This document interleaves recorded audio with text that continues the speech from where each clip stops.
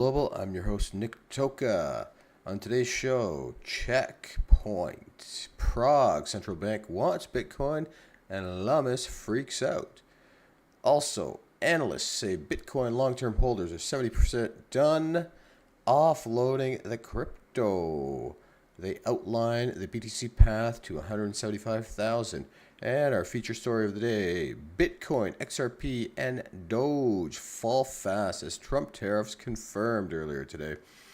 And we're going to go over those tariffs as well. And in our Ask AI segment, we're going to compare Chat GPT versus Grok in creating an amazing image of a surreal artscape. We're going to use a very descriptive prompt, and I will give you the prompt and we will see the results and compare the two. All this and so much more on today's show.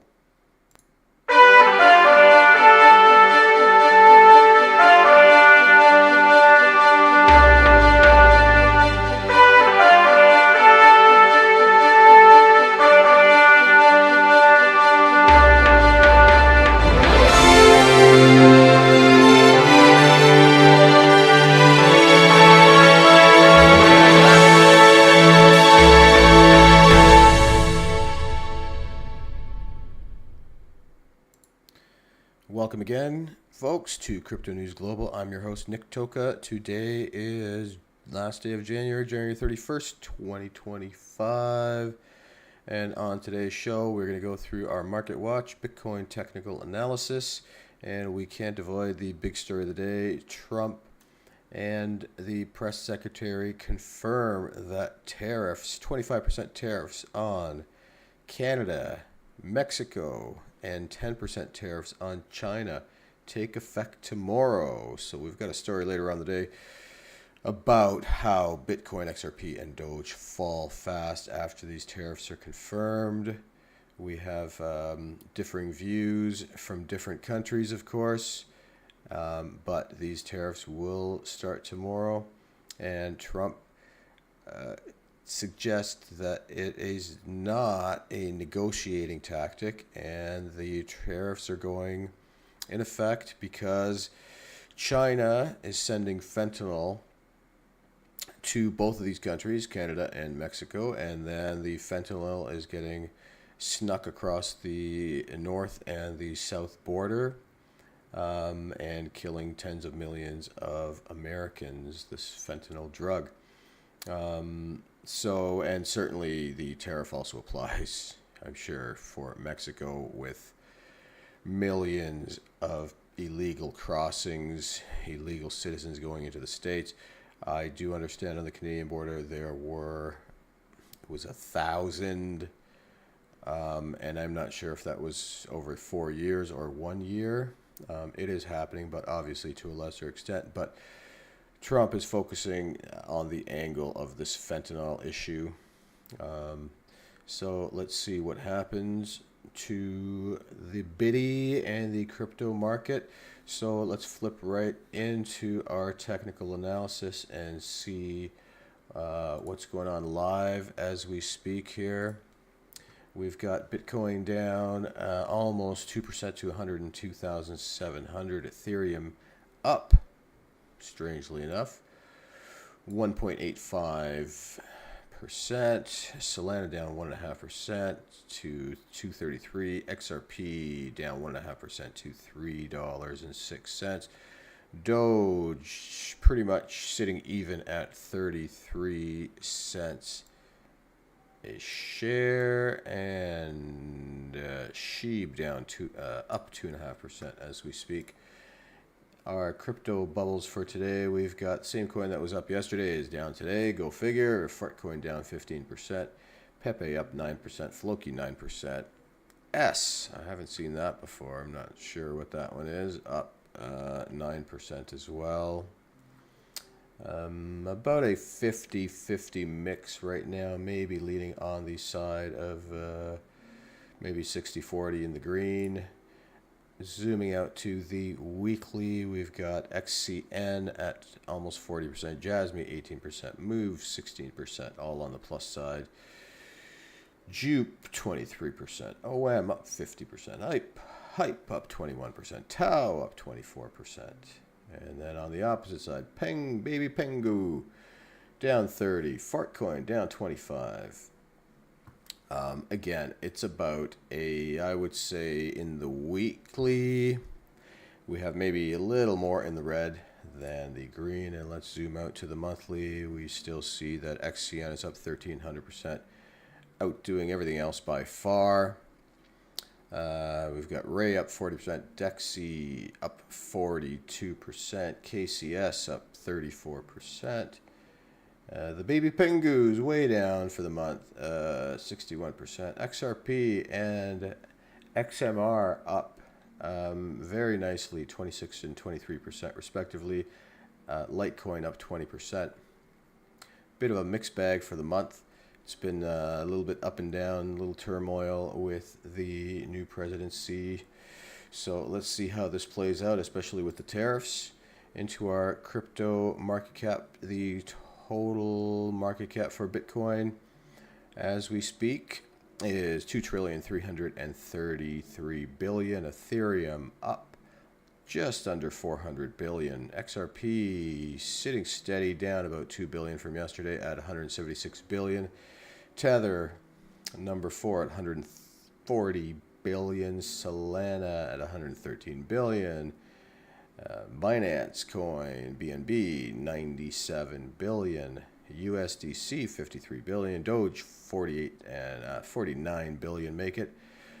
Cardano number 9 at 33.5 billion. And Tron to wrap up the top 10 at $22 billion market cap. The total market cap for crypto right now is 3.46 trillion. With Bitcoin dominant at 58.72%, Ethereum steady at 11.54%, actually up. It made it into the tens for the first time a couple days ago, so maybe up 0.5%. XRP pretty steady, 5.1%. Solana again steady, 3.27%. Our crypto fear and greed index. Right now we are at a 68 in greed, down.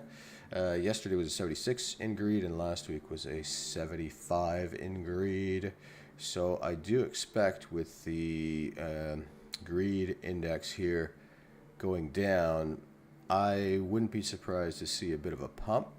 I'll be curious to find out what happens when these tariffs actually take place starting tomorrow. Will this go into, fear? And typically when it does, then we're going to expect a big pump the other way, and vice versa. When we get to extreme greed, people start taking their money out, and then it goes back into greed or fear. Into our Bitcoin halving, we have approximately 1,287 days until the next Bitcoin halving in 2028. And there are 168,300 even coins to mine until 2028, the next halving. And 1,182,188 coins left to mine in total until the year 2140. So that leaves us with 19,817 Bitcoins in circulation. Let's not forget about the lost coins. We have Satoshi, the founder of Bitcoin, and of course they've disappeared. They have kept over 1 million coins for themselves, so there we go, already down to 20 million. And I know Max Kaiser said he lost 1 million Bitcoin. I'm not sure if he said it jokingly or not, but he said he lost it in a boating accident. This is many, many, many years ago. So then we get to 19 million.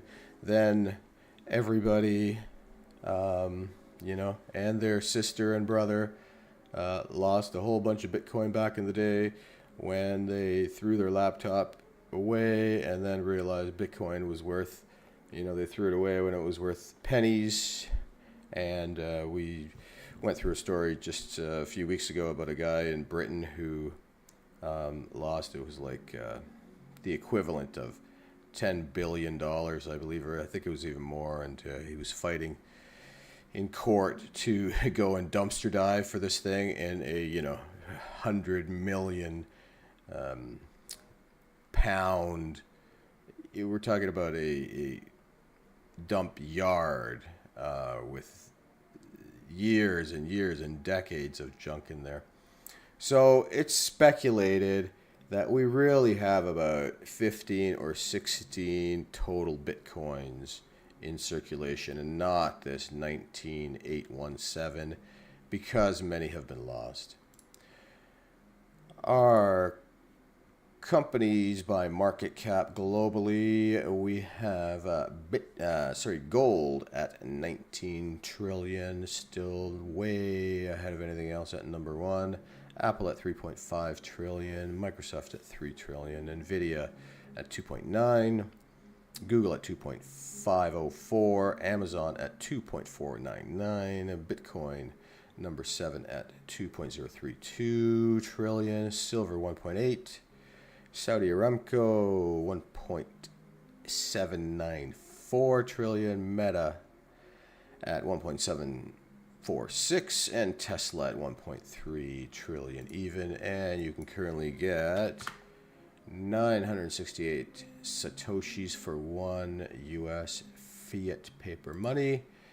And getting into our US debt clock, we see it is up almost exactly 4 billion from yesterday, currently at 36,422,453,000,000. That equals to $107,069 per US citizen, and per taxpayer it is $323,046 per citizen. Lot of moolah per citizen owing there if the debt had to be paid out. So this is why it never will be paid out, because the citizens will be on the hook for it. So they'll just continue in raising the debt ceiling, and when they do that, they will just be allowed to print more money, and the cycle will continue. In fact, I wouldn't be surprised if this accelerates substantially over the next few years. There's big initiatives by the Trump administration to bring a lot of manufacturing back home to the good old US of A. And in order to do that, there's going to be huge infrastructure. Then we're also talking about the oil and gas, where they want to drill, baby, drill. Again, that's not free. That costs money. Where are they going to get the money? They're going to print the money. More money they print, the better position it puts the Bitcoiners. The more the fiat money gets debased by this printing, the more it benefits the Bitcoiners. Inflation, this is what's going to be creating inflation, but it'll be artificial inflation because your money will just be able to buy less. It's not going to show up in their consumer price index and inflation indexes. It's going to show up in your buying capacity when you go to the supermarket. That's when it's going to show up at a pace of approximately 10% a year. So your money is worth approximately 10% less every single year. I've demonstrated this before, and you know what? I think it's important, and I'm going to demonstrate this again, guys. So let's just bring open a simple drawing program, and I'm just building it now quickly.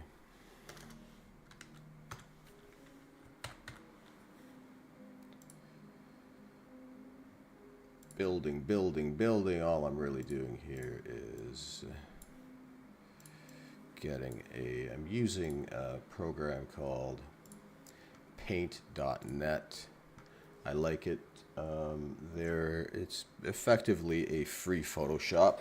So The good free ones out there are GIMP and, GIMP with the funny name, and paint.net, which I like. I find that it's the simplest and the closest to Photoshop.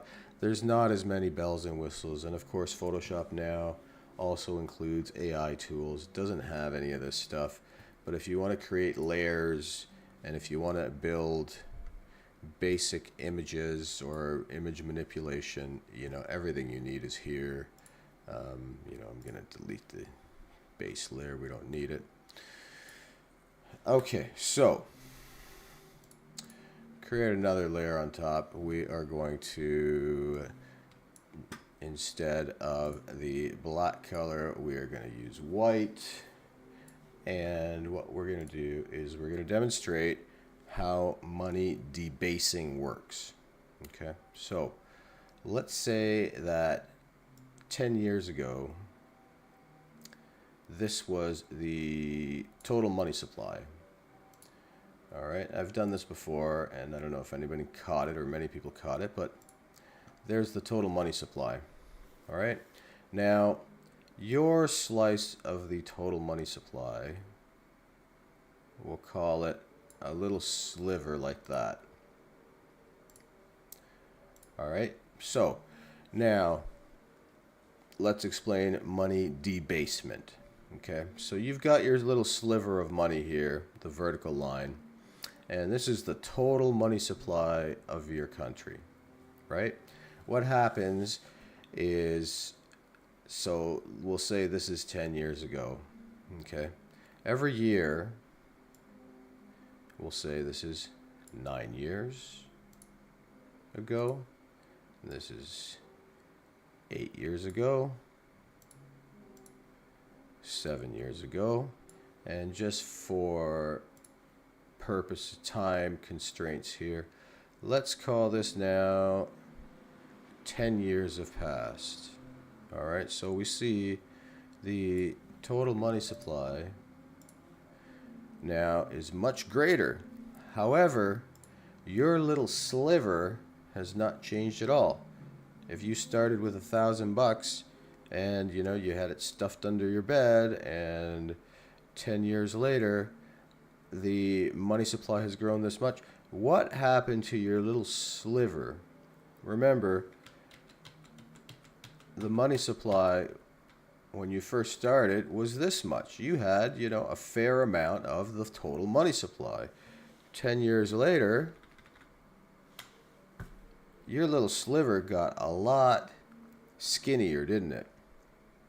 So every year, effectively, depending on your country, you're losing about 10% due to money debasement, due to more money being printed.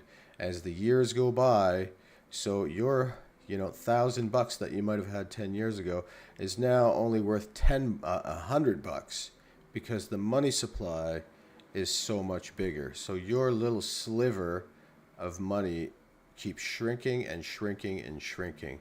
And if we extend this out over 20, 30, 40 years, your little sliver is going to keep getting smaller and smaller and smaller and smaller, and there's what can you really do about it? So if we zoom this out into a 30-year, right, so your little sliver now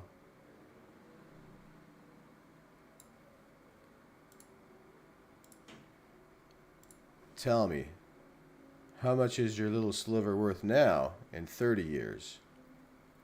It's probably worth, you started with $1,000, it's still $1,000, but effectively it would be worth,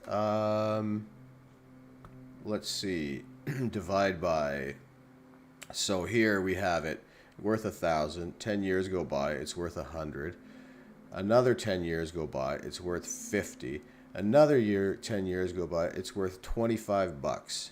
So your $1,000, due to the irresponsible money printing and fiscal policies that every country in the world follows now, If they just need more money, they just print more money. Your money just keeps getting to be less and less and less and less. This is a good, simple illustration. It's something you can even show people on the back of your hand, right? So spread the word, because this is exactly what's happening to your money, folks. Make no mistake. And that's why Bitcoin is so beautiful, because Bitcoin is the opposite. There's less and less supply every 4 years, and there will never be more Bitcoin above the 21 million. There's always going to be more gold, about 2% a year. There's always going to be more silver, a few percent a year. There's definitely going to always be more fiat paper money, because they print it whenever they want. Speaking of the bitty, checkpoint, baby. Prague central bank wants Bitcoin. Lummis freaks out. Let's get into this a little further. Czech National Bank CNB Governor Ale Michel told FT, for the diversification of our assets, Bitcoin seems good. The Czech Republic Central Bank head recently echoed statements he made earlier in January, boasting plans for the Central European nation to begin stockpiling Bitcoin, in remarks published by the Financial Times Wednesday. On Thursday, the Czech National Bank said it would start analyzing the proposal of introducing additional assets classes to its reserve, and many indicated that Bitcoin was among those. Czech Central Bank ready to hodl Bitcoin. Those Trump guys can now kind of create some bubble for Bitcoin. This is what they said yesterday. I think the trend would be an increase without these guys as well, because it's an alternative investment for more people, Michel said. He acknowledged the move is unconventional and not without risks. Of course, if you compare my position with other bankers, then I'm the one entering the jungle, or the pioneer, the central bank's chief said. I used to run an investment fund, so I'm a typical investment banker. I would say I like profitability. But he iterated that the point of adding Bitcoin is not to go whole hog, the way El Salvador's President Nayib Bukele has, for example. Instead, the move would be a modest one to diversify the Czech bank's holding. It's possible to have a big range of outcomes, that Bitcoin will have a value of 0 or an absolute fantastic value, but I'm saying that my goal is to diversify the portfolio, so if Bitcoin is good, then let's have it. Speaking to a CNN International affiliate earlier this month, Michel mentioned the bank was looking into acquiring a few Bitcoin. Yeah, but that's billions of dollars of Bitcoin they're talking. And here's Cynthia Lummis. If you're not the first, you're the last. America must take decisive action to establish a strategic Bitcoin reserve and secure its place in the 21st century. Yeah, I agree with that, because it's the first mover's advantage. Head of Czech Central Bank wants it to buy billions of euros in Bitcoin. The Financial Times noted that the U.S. Central Bank has no plans to acquire Bitcoin. In December, Federal Reserve Chair Jerome Powell said, "We are not looking for a law change at the Fed, but several U.S. policymakers in Congress, and the new White House administration are planning a strategic digital asset stockpile, perhaps under the authority of the U.S. Treasury." That includes Cynthia Lummis, who said on a Wednesday in a post on X, "If you're not the first, you are the last. America must take decisive action to establish a strategic Bitcoin reserve and secure its place in the 21st century." Bang on. And yes, if you're not the first, you are the last. That's why I love the bitty guys. We, the people, the citizens, have for once been able to front run all these huge corporations, banks, financial institutions, everybody in the world. And so let's hope, we see that BlackRock jumped in. Now they're I believe they're the world's biggest holder of Bitcoin in their ETF. So we all got in before them, right? That's what we care about the most. And certainly there's people out there that have gotten in years and years and years ago. But it's not too late. We are still ahead of nation states. We're still ahead of any pension fund. We're good. It's time to buy a little bit, start dollar cost averaging into the Bitcoin, and just hold on for dear life, hold it for many years, and you will definitely profit from it, like lots of people have already. Into our next story of the day. Analyst says Bitcoin long-term holders are 70% done offloading the crypto asset, outlines BTC path to 175,000. A closely followed crypto analyst says long-term holders are nearly done selling off Bitcoin, setting up BTC for a series of rallies. In a new video update, the host of Investor Answers tells his 560,000 YouTube subscribers that Bitcoin could potentially increase more than 66% from its current value, as those who have held their BTC for at least 155 days or longer are about 70% done selling. 560,000 YouTube subscribers. Let me ask you guys, why don't you help me get to 560,000 YouTube subscribers? I care for you. I give you the news every day, and I genuinely want everybody to succeed who listens to my podcast and beyond that, in all honesty. Amid the decline in selling pressure, he says that if Michael Saylor's MicroStrategy and the spot Bitcoin exchange-traded funds purchased an additional 82 million worth of Bitcoin combined, the flagship digital asset could hit 175,000. Of course they're going to buy 82 million more worth of Bitcoin. What are these? What kind of article is this? Michael Saylor's buying this kind of money by himself. The question I had is, what would it take? How much money would it take to get to 175,000? Well, if Saylor spends another 40 billion and the ETFs spend another 40 billion, call it 82 billion. The increase in Bitcoin's market cap will be, based on the multiplier, 1.34 trillion, which would take the total Bitcoin market cap to 3.44 trillion, which divided by 19.7 million, Bitcoin would be 175,000. You can't rely on two entities for $80 billion. What about, nation state adoption? What happens when in 180 days, which is about 170 something days now, they come back in the States and say, yes, we should buy Bitcoin? What happens when Czech comes back after their look into Bitcoin to see if it's reasonable to buy it? It comes back and they buy 10 billion, 20 billion. The UAE, apparently they're already stockpiling, but on the low that nobody knows about. So I still do believe the American ETFs will do at least 40 billion. I think Saylor will do that at least 40 billion. So that's coming. So he agrees that between the two, we're talking 80 billion. And I feel like there's more than just those two putting their money into Bitcoin. Just these two players alone, if they continue to do what they did last year and the selling is the same level of selling we have now, which I don't think they'll repeat, it'll be less because they're 70% done. I think it's theoretically possible to get to 175,000. Bitcoin is trading for 105 at the time of writing. Yeah, I think 175 is very easy.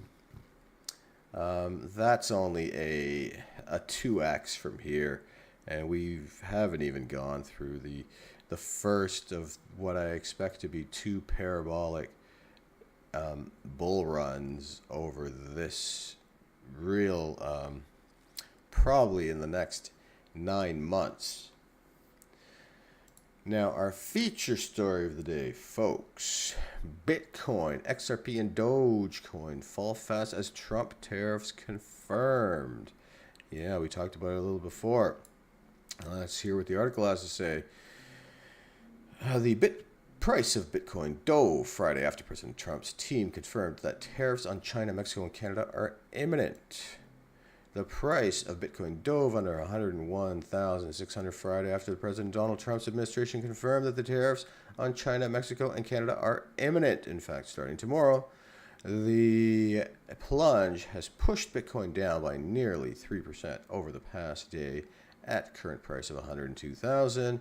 During a press conference, White House Press Secretary Caroline Leavitt, who I really like, she speaks with passion and transparency. She seems really good.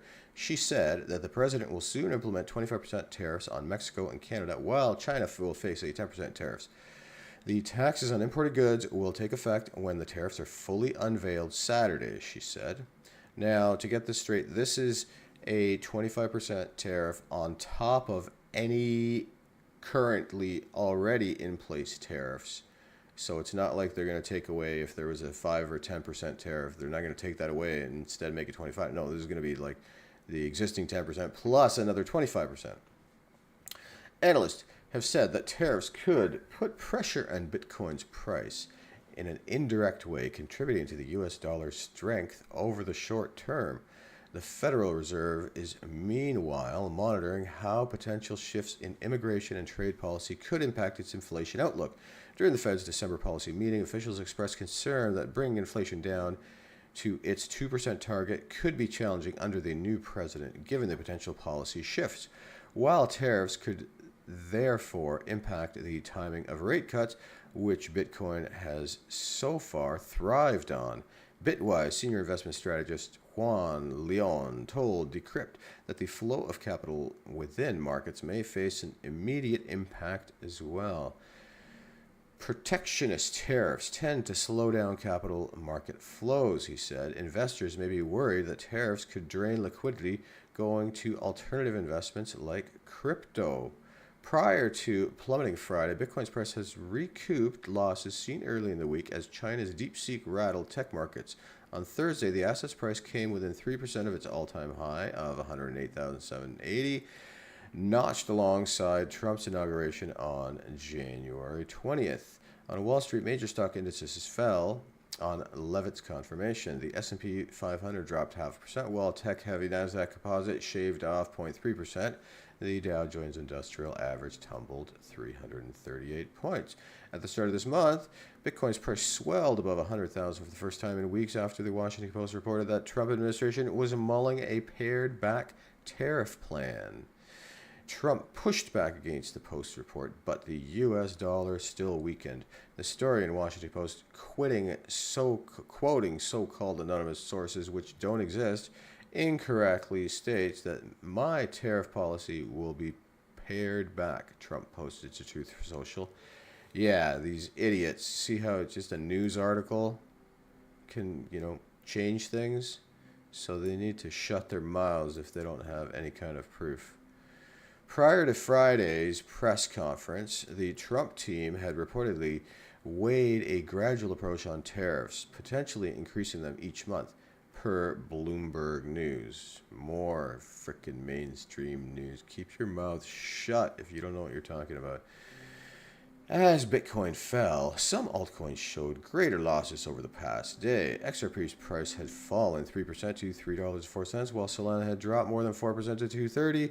Doge is down by less than 2% on the day to a current price of 37 cents, though it had fallen sharply after the tariffs news broke. Ethereum's price, however, had risen 2% over the past day to $33.15.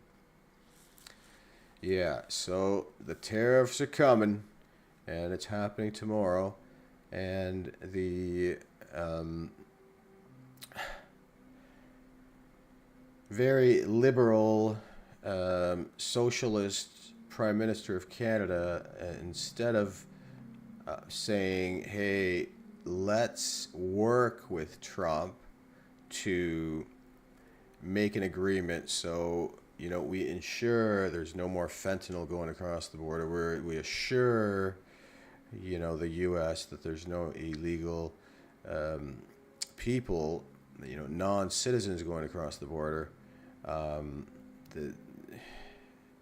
incredibly, ridiculously, undeniably wokest, dumbest prime minister, this Trudeau. Instead, he's pushing back. Instead of saying, "Hey, let's work with this guy," he makes a good point. He's saying, "If you tariff us, we're gonna tariff you right back. It's gonna be a trade war." So there's no brilliance happening in Canada as we speak. I'm not sure what they're thinking. And quite honestly, they're not thinking. They have no business sense, and they have no forward-looking accountability to the Canadian people, and don't care at all about their citizens the way it seems. Canada and U.S. have always had a great relationship, and even, Trump in his speech, as he was talking about the tariffs, said, "I have lots of friends in Canada. I love Canada. It's a beautiful place." But, these are the facts. There's fentanyl. There's illegal immigration. And, and he's been saying that for months. This is long before he became president. It's only been 11 days now. But he's been talking about this since he won the election, which was November 5th, I believe. So for 3 months, he's been talking about it. And for 3 months, the fool Prime Minister of Canada has done nothing except cry like a baby and not come up with any kind of plan to help his country. Foolish folks, and this guy, Trudeau, is on his way out. He's already announced that he will be resigning, and he's not going to go for another term. They're currently for the Liberal Party, which he's part of. They're trying to find a replacement for him. Look, anyone will do. My cat or dog, they're available. I think the combined IQ of my cat and dog can probably overtake the IQ of the current prime minister up there. They really need to do some work. The Conservative next in line, of course they have to have an election, but last I looked, it was almost 85%. If the election happened today, the Conservative guy, Pierre Poilievre,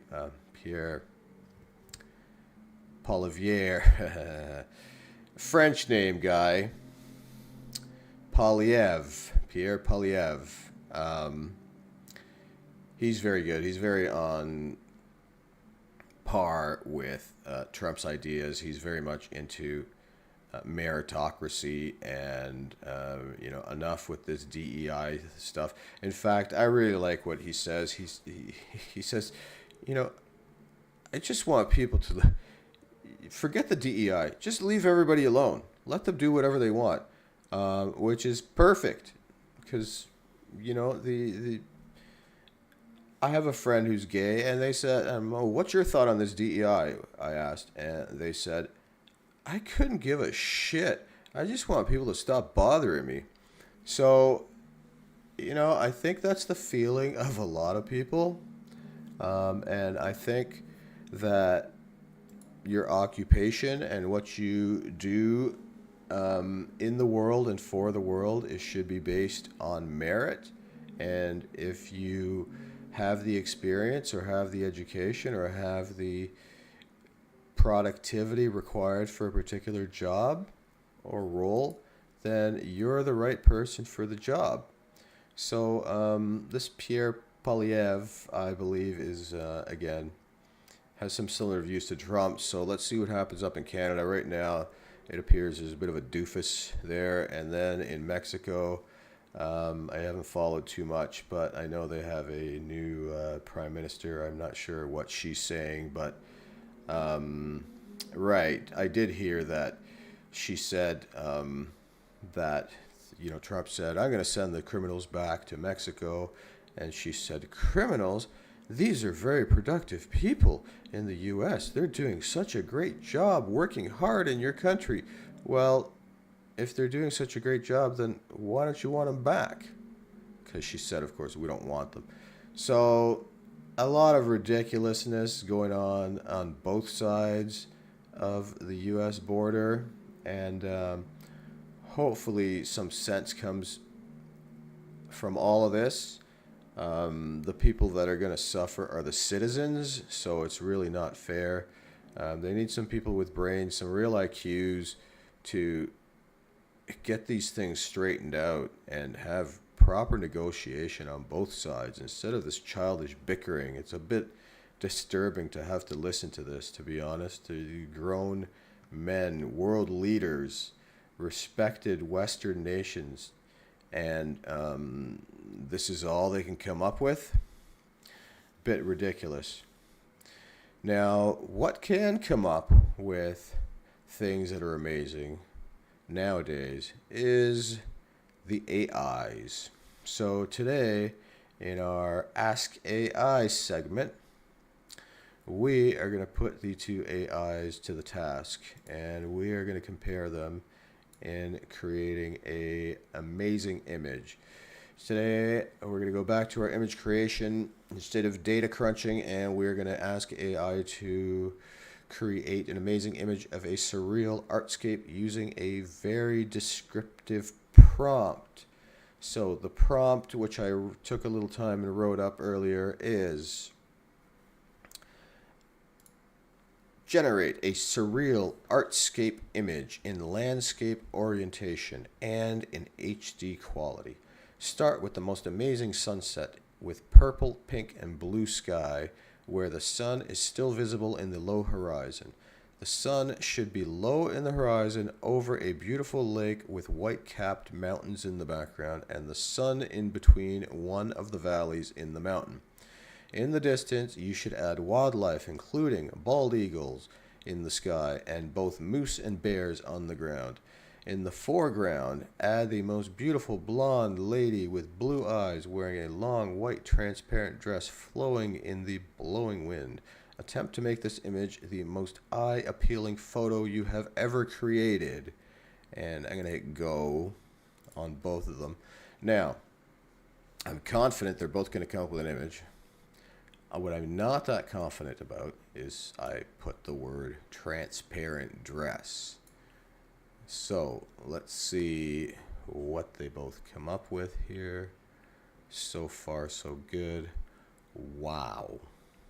All right, guys. So it shows you if you put some time in and write, it didn't just take me 2 seconds to write that prompt. It took 2-3 minutes to think about it. What am I going to write? What am I going to put in here? And I think it was worth it. It turned out super nice. Look at the realism on the Grok. That's kind of crazy, actually.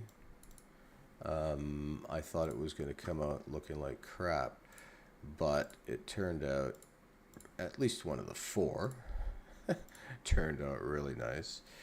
And let's bring it up in a bit of a bigger setup here. Let's go with the Grok images so we can get a very good look at this. So we've got Grok.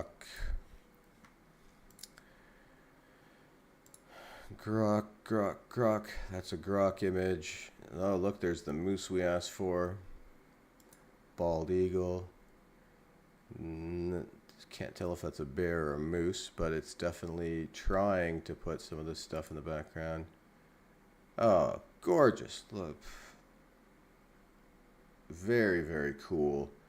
I don't know about the animals back here. It looks like a camel is fighting with, I don't know, or this moose is up the other moose's butt. It's hard to tell, but it did a great job with the birds. And whatever this is, maybe it's another moose over here. And there we have the Chat GPT image. And wow. So I'm going to give the win here to Chat GPT. This is a work of art. It took me about 2 minutes, from 2 to 5 minutes, to think of, visualize this prompt, and then actually type it out. And, then of course all we did was push play, and this is what we came back with.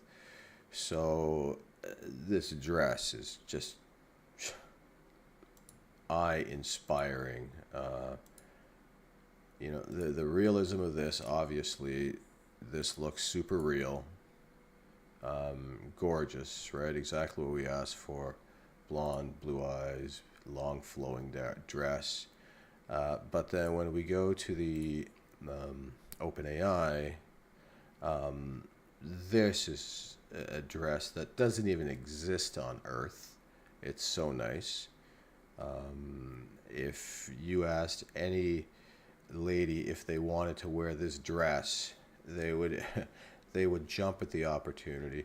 If you asked any person if they wanted to stand and look at this view, they would be there 100%. This, it's okay. It's very good. Certainly, it beats having to, take a plane or drive out to the Rocky Mountains and get a many $1,000 white dress with the most beautiful, perfect model here.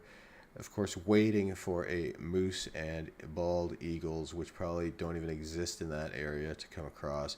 Find the perfect meadow with the mountains in the back, with the perfect pink, purple, and blue sky to arrive one day, if you're lucky. And then finally take this shot. Now, this is epic, guys. So I'm going to give the win on this to Chat GPT. I just think it's stunning. And they did it in one picture. Grok, we can keep telling it, try more, try more, try more, and it will. It'll give us more and more and more and more, up to, I finally got to the end of it. I think it was close to the 60 pictures it would create, until it finally said, you're out of free pictures, please try again tomorrow. With ChatGPT, you only get 3 pictures a day on the free version. So when you create a prompt, make sure you don't mess around. Make it a good prompt. Copy it so you've got it for future, in case you want to make some changes to it. And that way, every day you can get 3 images, and maybe in a few days or in a week, you can get it perfect, exactly the way you want it. Because I took a little extra time, and again, we're talking 2 minutes, 5 minutes, to think about what I wanted it to create and articulate exactly what I wanted, very carefully and slowly. We've got on the first shot, first try, it came out pretty much exactly what I was envisioning in my mind when I was thinking about creating this thing. So do definitely take the time to write a good prompt.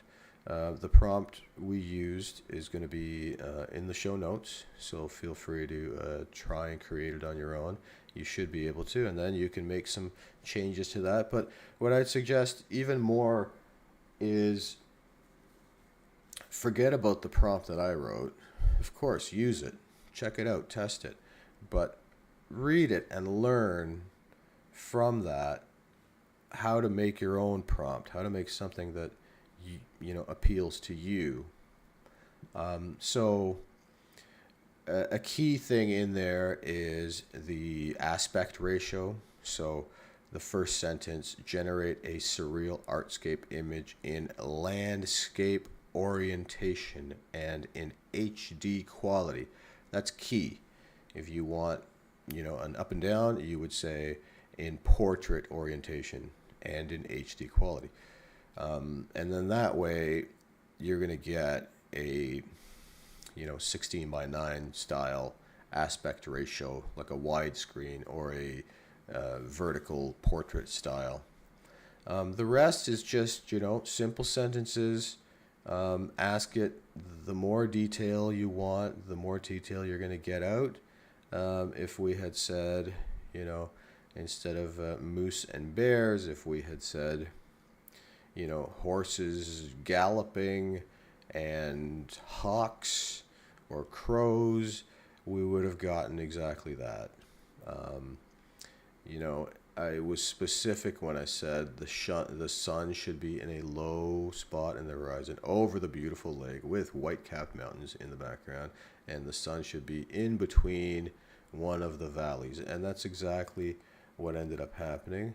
The sun was definitely in between one of these valleys here. Here's the snow-capped mountains, here's the lake, here's the sun in between the valleys, here's the eagles, here's the would appear to be bears or moose. That part, maybe they didn't get great, but it's so far in the distance that you can't really tell exactly that they're poorly done.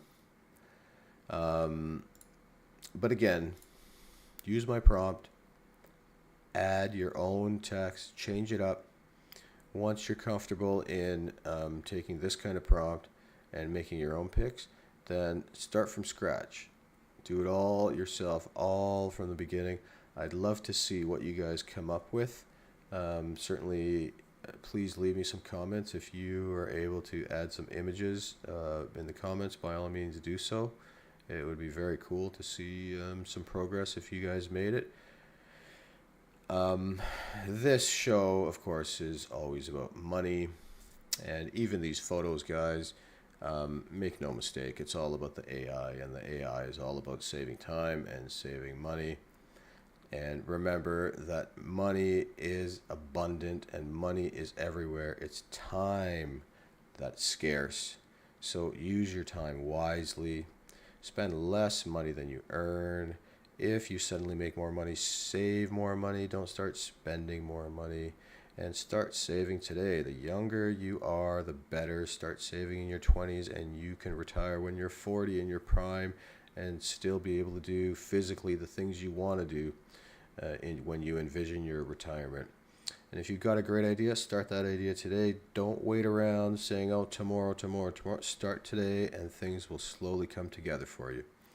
If you found this stream enjoyable, please share, like, comment, and subscribe. And we will see you on the next stream, folks. Thanks.